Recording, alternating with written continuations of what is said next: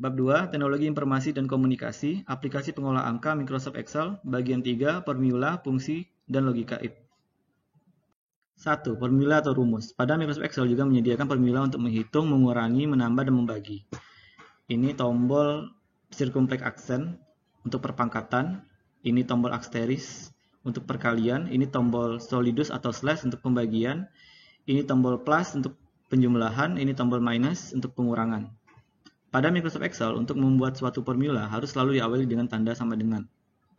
Jadi ketik dulu angka 3 dan 9 di sini, kemudian di sini kita ketikkan rumusnya dengan cara ketik sama dengan, kemudian klik kolom A2 untuk memilih angka 3 di sini, terus ketik tambah, kemudian klik kolom B2 untuk mengambil angka 9, kemudian tekan enter untuk menampilkan hasilnya.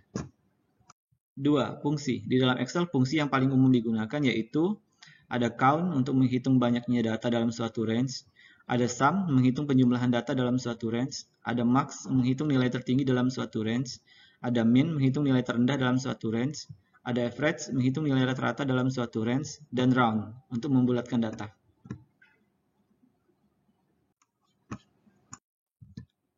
Contoh penggunaan fungsi sum. Jadi di sini ada kita ketikkan dulu beberapa angka 23, 53, 25 dan 14. Di sini kita ketikkan fungsinya.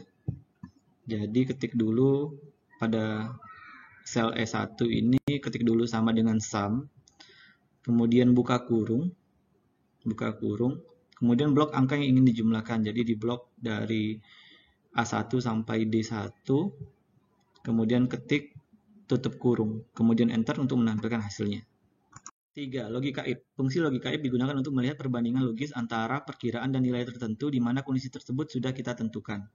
Sebagai contoh, kita akan melihat hasil target penjualan dari tiap bulan, di mana setiap bulan penjualan harus mencapai 70 unit komputer. Jadi di sini ada tabel data penjualan laptop, di sini ada bulannya, di sini ada merek laptop dan jumlah penjualan dari masing-masing merek tersebut. Langkah yang harus dilakukan untuk mendapatkan hasil seperti di atas yaitu buatlah tabulasi data seperti gambar, jadi dibuat seperti ini.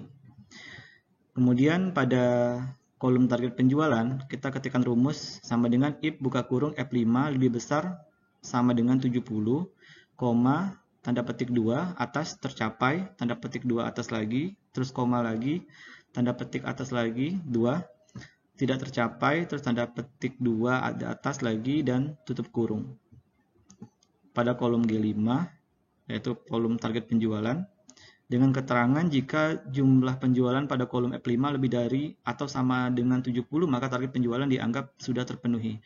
Tapi jika belum, maka dianggap tidak terpenuhi. Tekan enter untuk menampilkan hasilnya. 3. Ulangi poin 2 pada sel G6.